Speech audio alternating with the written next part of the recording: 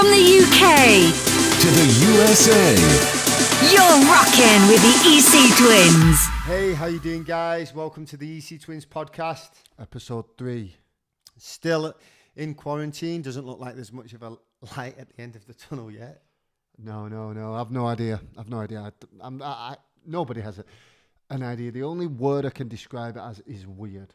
Yeah, but It's imagine weird. if somebody had told you just 2 months ago, imagine what would happen if there was a pandemic. You'd have this version of yourself in your head where you're dressed in military fatigues, carrying a gun, blasting zombies, and in reality, you're just standing in the street with a grilled cheese sandwich going, this is weird. Just wearing pajamas. Anyway, I swore to myself when I was young, and I swore all my life I would never wear a robe. I saw it as a robe, a dressing gown, like the toweling. Yeah. I saw it as the ultimate. Like, I've given up, yeah. and they're unbelievably comfortable. I have done that. I have done Do you own? Yeah, you own those robes. Like we've been given robes. I swore when I was a kid I would never wear robes. I've done that, Never and I did it at a period where I put on weight. So, like, obviously the belt was going round, but I just wasn't fastening it properly. Well, I've got naked everywhere else, just giving up. I've got a picture of me fat in a robe that I will be posting soon. Yeah, from when I got fat. But I swore to myself I would never wear a robe. I would never wear slippers because it's just the ultimate. I've given up. Have you ever wear slippers? I've not got to slippers yet. Good. I'm not wearing slippers. I'd rather walk over broken glass in bare feet than wear slippers. Yeah, I mean, you've got to keep the. You could be a married man, married for 100 years. Keep the sex appeal as much as you can. Keep the mystery alive. Don't give up. Yeah, if you're quarantined with your boyfriend and you're a girl, don't come out there in your stinking old slippers. Or if you're quarantined with your boyfriend and you're a boy, it works both ways. Or if you're quarantined with your girlfriend and you're a boy, okay, don't girlfriend and your girl. Don't let yourself go. Come on now. Yeah. Anyway, I was listening to a podcast from one of our favorite comedians today. Who said a lot of the comedians are basically trying to accept that maybe live touring is gone forever. I mean, it's That was like I say, terrifying. it's not something I've not thought about. Yeah, it's what's going on? I have no idea. Well, it's not. I know what's going on, but I mean, what's going to happen here? I have no idea. No, you don't know what's going on. Nobody knows what's going on. 50%. Well, I know what's going on in as much as I can't work. Right. I floated behind. 50% of my friends are like, this is the end of the world. Stay at home, you idiots. And 50% of them are like, this is just some a hoax. government manipulation. We're going to rebel. And I'm with both of them. I'm like, let them both have their say, because Right. we don't know. I mean, We'll find out, won't we? I don't know why one side is screaming at the other side. And it's like, neither one of you know. Why are you screaming? Why don't you just say, what have you heard? Yeah. Compare notes. Because I'm sort of like, I definitely, obviously, we Communicate with each other. Communicate with all those guys who are taken to the streets with guns and all those people who are locked in the To be house. fair- Turn the news off and communicate with each other. To be You fair, want I that. did watch a video of a guy explaining that today, and he had one tooth in his head and a tramp stamp on his face, and I'm not even joking. And I thought it's a little hard to take advice from somebody with meth mouth and a tattoo on his I head. wouldn't listen to him. Don't communicate with him.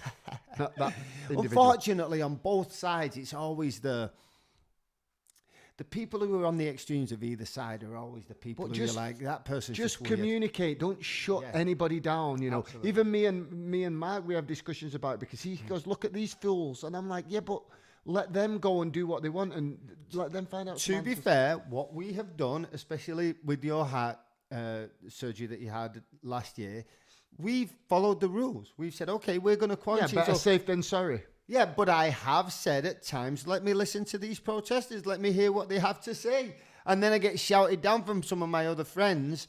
And it's like, no, I'm just saying, what have they had to say? What are the numbers here? What My are the main thing statistics? again is turn off the news and Yes, talk absolutely. to people. Turn off the news and Absolutely. talk to people. What information do you Absolutely. have? What information do you have? Share Yeah, the information. news was like, wait a minute, people are starting to rebel. The numbers haven't been as drastic as we thought. People aren't as terrified as they were. Murder hornets. Tell them about the murder hornets. Wait a minute. We showed them the UFOs. That didn't work. Show them the murder So hornets. we've got murder hornets. Just let me know how much toilet paper I'm going to need to deal with this. There's What murder else hornets, Mark. Let's go and buy up all the toilet paper. That seemed to work the last time. Yeah, what the hell was that? I don't know. As touring musicians, it's a scary time, but we're not going to dwell on that. We're It's a not scary here for time that. after building our career since the age of 16 years old, crawling from poverty out of the gutter on our hands and knees to finally get somewhere. And the career has been so incremental and gradual to get here and then probably have it brought down by a pandemic. But that's why we're going to talk about this subject today, how we became successful in the music industry and tips we've got for you. And It doesn't even have to be just the music industry. I think it's life. It could be a relationship. Okay. Even. Yeah, sure. But yeah, Life.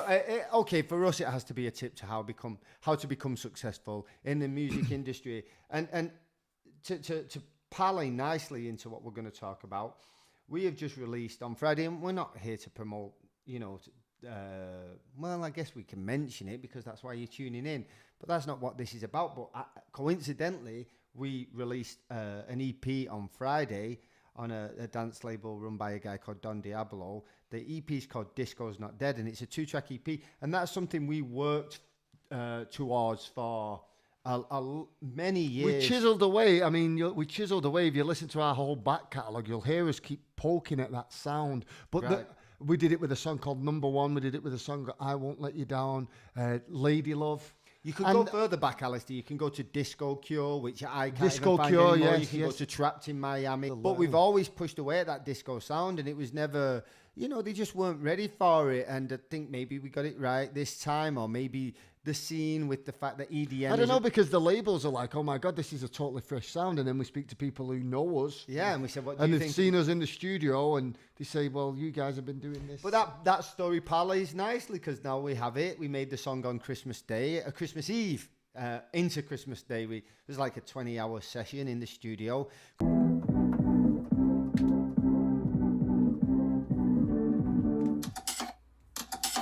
Merry Christmas, Mike. Happy Christmas, guys. Such a great Christmas, eh? Very festive. All the families here. What would I really want for Christmas if I could have anything? And I thought, I want to make the music that I love and have it. If anybody could have made my dream come true for Christmas, I'd have said, I want my songs signed and I want them to be the songs that I like. And I think we made Energy that night on Christmas Eve into Christmas Day. And that's one of the songs that's been signed. And so it brings us on to what we want to talk about today. Yeah, just about success. For us, it's in the music industry, but as my brother said, I think you can use it in just life in general or any career. And a few secrets, but the first one is resilience, and that is more important than talent. I'm sorry. it's more important than talent. Yeah. I'm not saying you can do it with no talent. No, I think it was Steve Martin who said, be undeniably good and repeat. So yes, you have to be good. As I just mentioned, we've made songs. The first song we ever made, pretty much like if you're a comedian, the first joke you'll ever write will be hacky. The first relationship you ever get into will be a mess. Or maybe not. Maybe you always hear those stories. He married his childhood sweetheart. That shit so doesn't work on me, man. Oh, I think, oh God, that's lame. Yeah.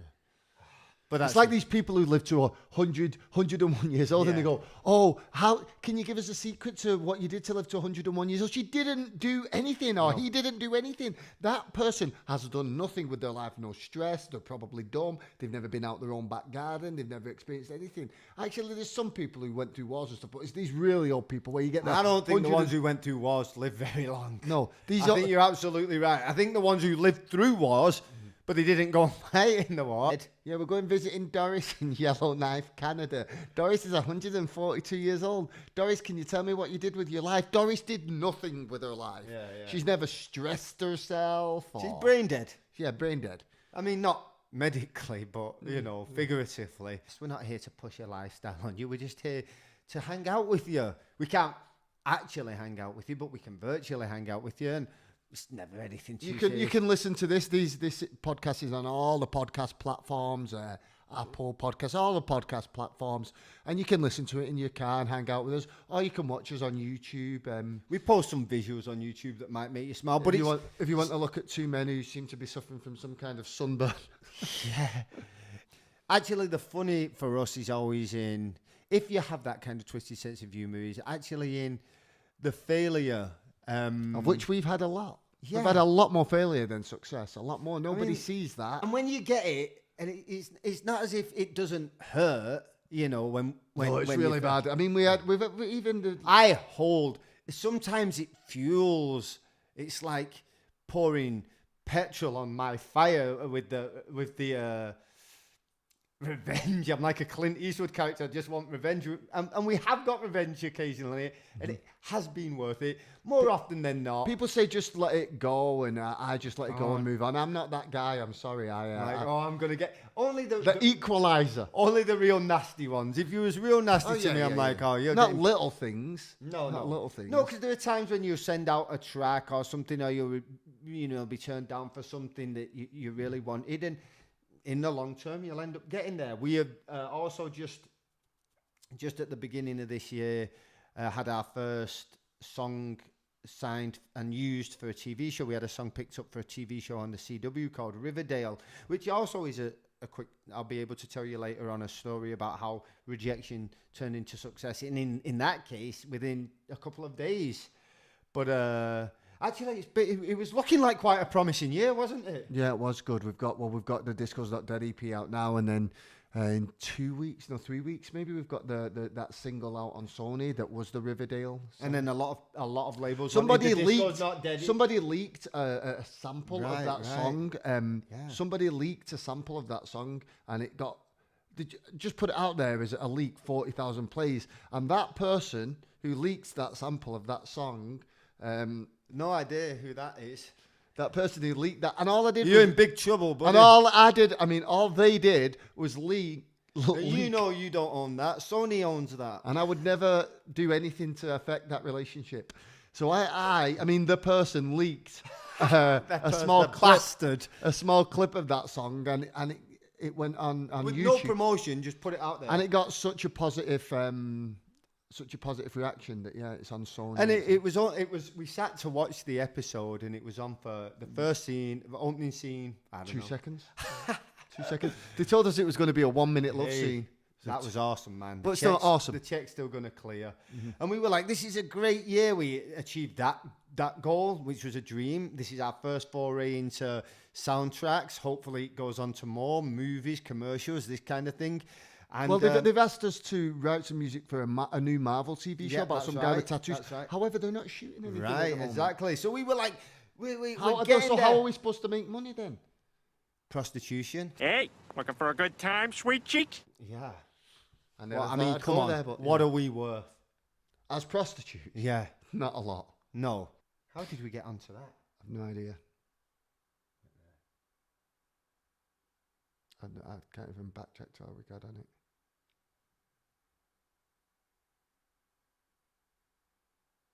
Success. Rejection.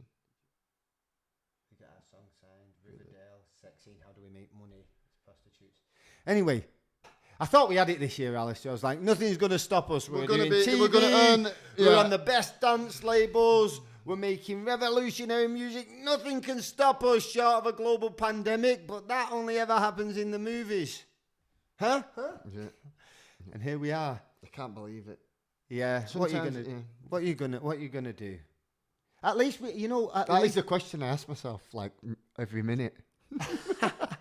wake up in a cold. Go out on sweat my in the- bicycle to clear my head and find I've been asking myself, like, on a regular basis, like, what the fuck am I going to do? Well, you know what? I'm trying to look for a silver lining. One good thing is we managed to work out how to work webcams and live stream. Yeah. We didn't know any of that. And we always knew that we had to do this. We always knew we had to do live streams. We tried to live stream some of our shows, and we'd pay guys to come in and set it up, and it never which worked had out. things been normal, I would have just paid somebody and said, "Come Yeah, in." but then so we would have never known. We'd have do you never know what I learned, yeah. mean, we're trying to get as many positives out of this as we can. Trying to lose a bit of weight as well, aren't we? Yeah, trying to lose a bit of weight. I'm gonna obviously during this time you're either gonna end up really fat or in shape. Or maybe a variation of both as time goes on. And I've been watching a lot of. I've got to the low. I've watched everything now. Every documentary. I've been watching programs about. I watched weird documentaries about fat people or super skinny people, or I watched one about furries, which I was discussing it with Mark. So furries are adults who dress as they look like mascots for like Right. soccer teams or baseball teams. It's a good description. But they hang out together, and I think they like to fuck each other dressed as animals. You know what? I swear, once hopefully touring comes back and we go on the road, I'm going to take this camera and some form of microphone, and we have to go to a furry convention. As furries. As furries. And I'm getting involved in the sex too. Definitely.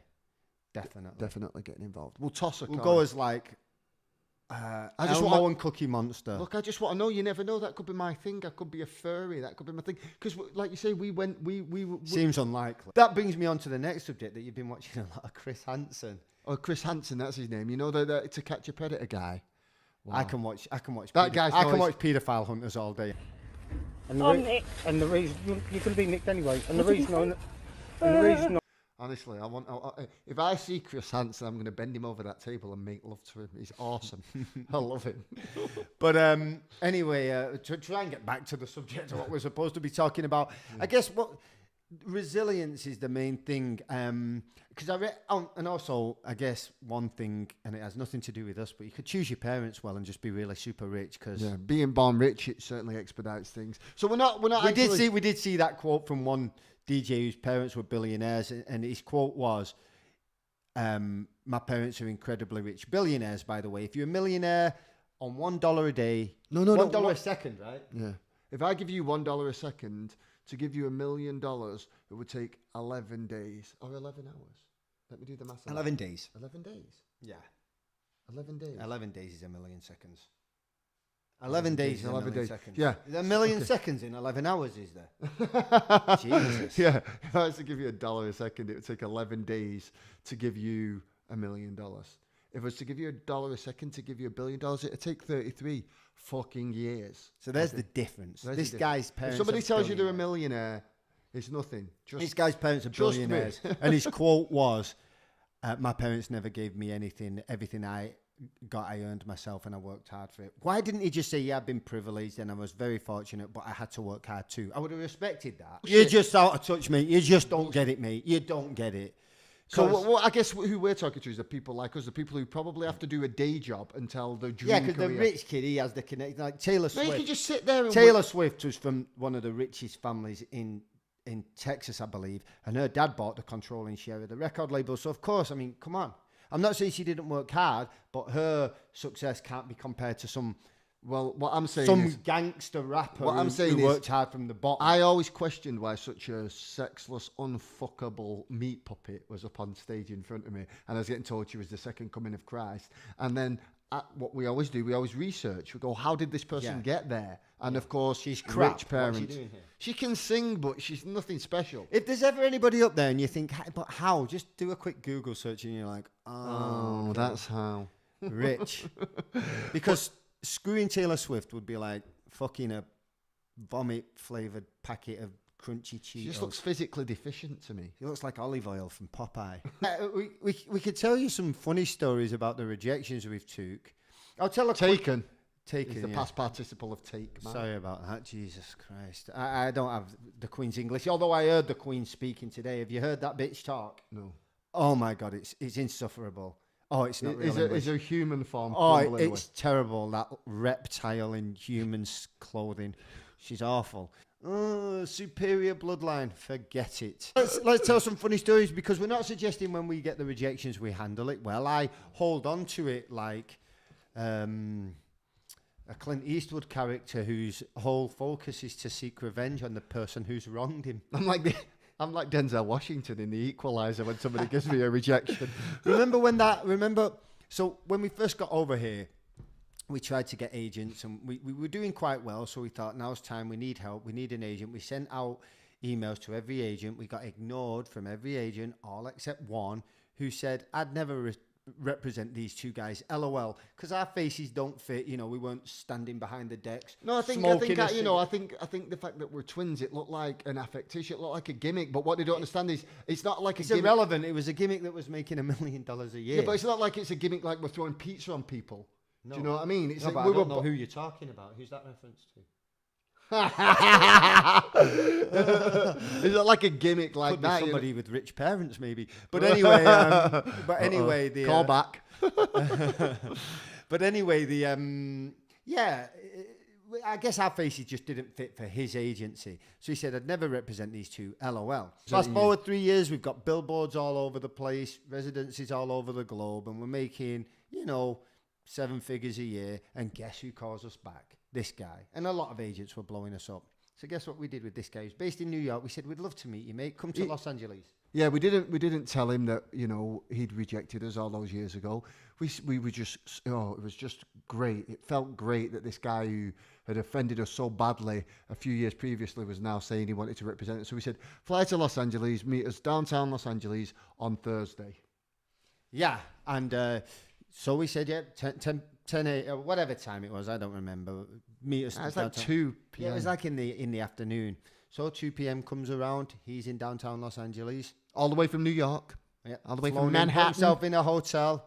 We were in Las Vegas. We had a gig in Vegas that night. We weren't going to meet that fucking clown. We never Screw even him. intended to be in And the it- same city. I didn't even want to be in the same state as We him. wouldn't even answer. We just laughed our asses off when he called us. From 2, the phone just rang and rang and rang and we just kept, where you divert people to answer phone so he knows, and then we just let him ring again, and then we just turned our We phones just off. had the best day I've ever. still never spoken to him to this day. No, I've and seen it's a a lot big deal in the, prick out every now in and the again. industry, and I guess you're not supposed to do that, but you know what? If you don't roll with us, we'll roll right over I you. see the Screw little him. prick out every now and again. I still want to smack his face in.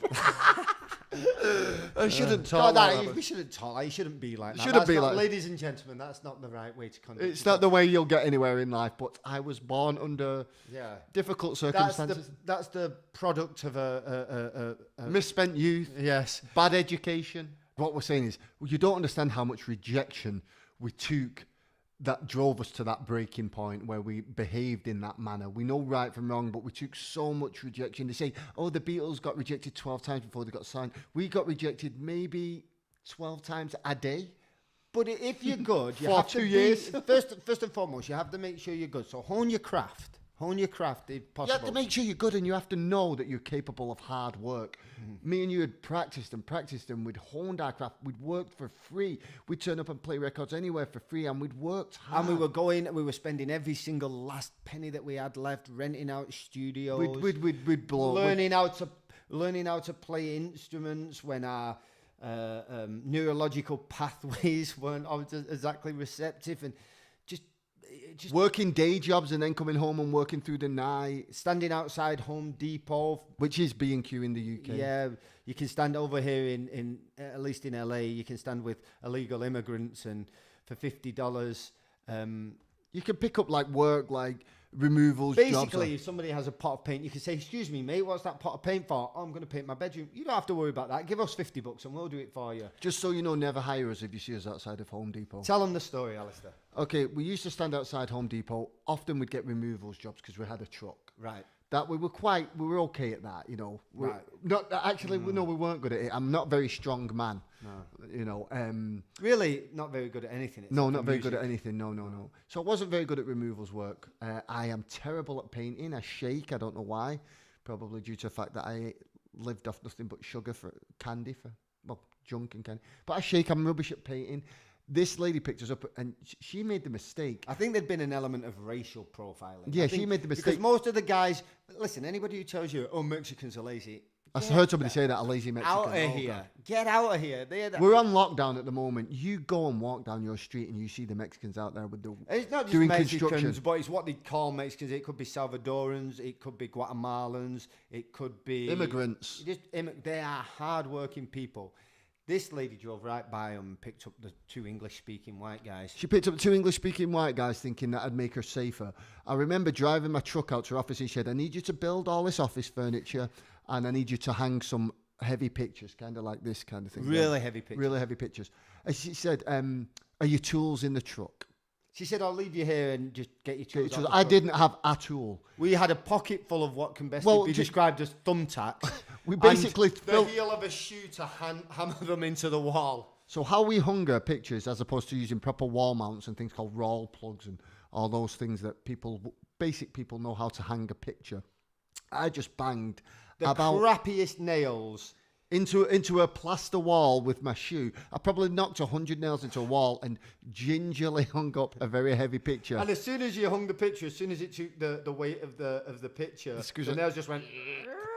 We built the furniture too, and after we'd finished, we built chairs and. I thought as soon as we slammed this door, No, but we'd finished building the chairs and the tables, and we still had tons of screws and pieces and. Oh God, we were is that terrible. honest? That picture probably killed Somebody It defi- probably fell on somebody's head and smashed it open. I think like somebody definitely died. like a watermelon. Somebody definitely died after our terrible handiwork. So that's it. Don't We racially should be up for profile. manslaughter. Yeah. Don't pick us up if you ever see us standing outside, because you never know. This could really go tits up, and we could end up outside Home Depot again. I don't suggest you pick us up. Anyhow, that's the story really. Resilience is the most important path to success. And yeah, if you're resilient, honestly, I can't see if you're resilient and are actually good.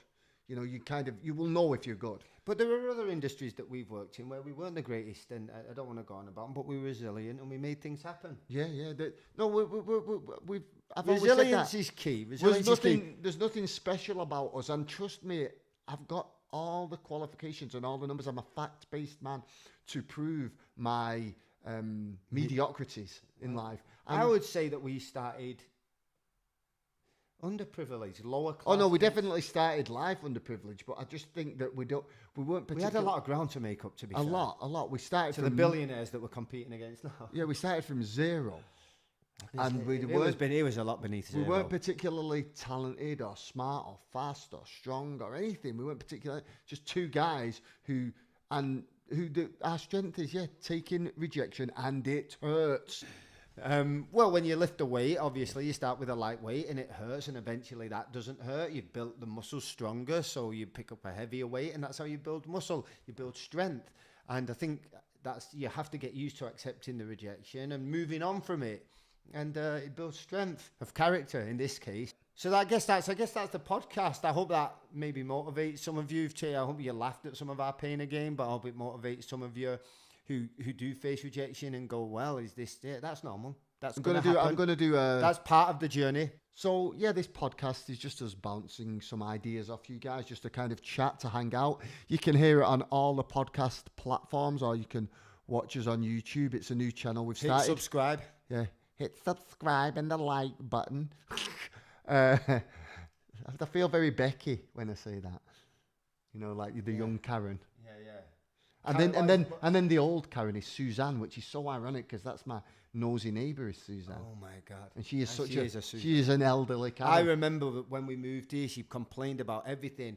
And I'm like, what is your problem now? And she's like, excuse me, I've lived here for 50 years. I'm like, well, I'm here now and I own my house. So what's your point? So I don't get it. She's a total elderly Karen. All that means is that you paid $2 for your house, and Yeah. I paid substantially more than $2. um, And I don't even live here. Mark doesn't even I'm live just here with me. to tell you to shut up on my brother's behalf. He owns the house, but he doesn't live with me. Well, he owns half of it. We own them together. we own the properties. We own half each. The properties we own until COVID comes and probably takes them from us. The bank will come. But yeah, Turns out that if you own 90% of a property and the bank owns 10, the bank owns it. you don't actually own it, anything, until you've paid up. But yeah, I'm gonna make. I'm gonna Hit like, hit subscribe, and also if you could check out the Disco's Not Dead EP on all your Spotify's and your streaming platforms, iTunes. Have a listen, hit like, give us some support, because let's face it, we're not working right now and we're bleeding money. And that won't cost you anything. But And we don't like to ever charge for our shows or any of that nonsense. We don't like to put Patreons up, and we don't want you guys to pay. We want the corporations to pay. We'd rather just build this up, and Coca-Cola, guess what? You can have it for $1 billion. We ain't going to charge these people. They're struggling enough. Jeff Bezos, get your bald-headed hand in your pocket. I'm sure he's going to be our first client now. This podcast is brought to you by Bill Gates' COVID vaccine. Anyway, another podcast, guys. Thanks very much for tuning in. We'll keep them coming. Thanks very much.